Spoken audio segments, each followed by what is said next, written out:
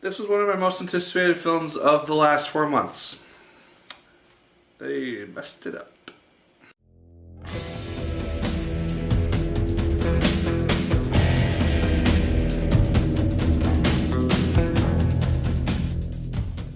Hello once again, watchers of Good Movies. My name is Nick Pell, and this is once again coming from my apartment. Now today we are going to be talking about the film Billy Lynn's Long Halftime Walk. The idea of this film is that it focuses on this guy named Billy Lynn. He is a 19-year-old war hero, just came back from his first tour in Iraq. He did something heroic. He tried to save one of his sergeants, and he got caught on camera doing it, and so he's a big American hero. And now he and his squad are going on a victory tour around the country, and it culminates in this big halftime show. And so that is what our film is ultimately building towards. Joe Alwyn, he's the main star of the song. He plays Billy Lynn. He does fine in some scenes, but a lot of the acting in the film is just really not that good. Honestly, with him, with Vin Diesel, a lot of their scenes were just very not good in my opinion. They just seem very out of place, very awkward. Part of that is just the very awkward camera shots, because there's a lot of scenes where you have Billy talking with someone and it will just do a shot with just them looking right into the camera and speaking their lines. And it's just a very awkward thing. And it just felt like they were trying to do a PSA with the message that they were giving Billy and the lesson that they were teaching him.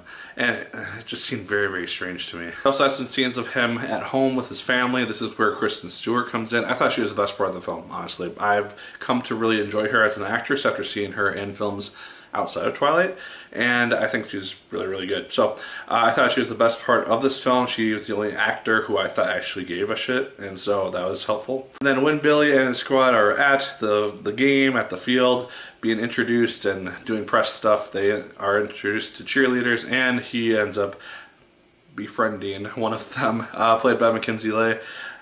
Again, fine. A lot of her scenes not great acting wise either, and I felt like their romance was a little bit forced to some degree, because they seem to just instantly fall for each other, and it's like lovers long lost in about 5 minutes. It's like, no, that's not how it works. So I felt like in regards to story, they could have done it a lot better, because as far as I'm aware, this isn't a true story whatsoever. It's just a fictional tale.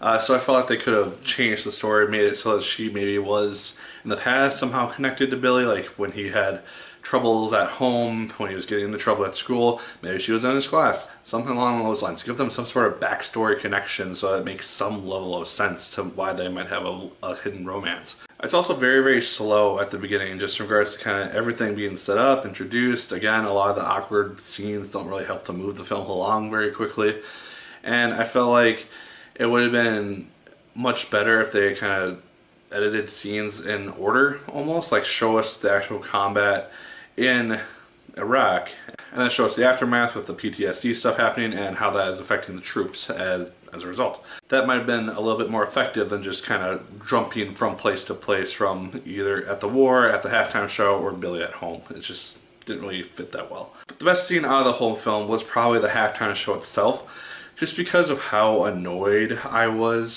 during it. Because you have these guys, they're being celebrated for being over there, and that's all fine and dandy. But when you have them having to stand still during a halftime show, in which there are loud explosions going on, and it just things which replicate gunfire and bombs going off, stuff like that, and all these guys most likely have some level of PTSD, even if they won't admit it, and it just really bugged me, just the level of nonchalantness a lot of the people running this whole thing had for these guys. They have a scene after the events of the halftime show in which you have a lot of these guys shaken after having to remember the events of which they're being remembered for and honored for, and you have them very shaken up, and you have this whole crew which is trying to clear the stage, and they're like, guys, you gotta move. They don't care at all.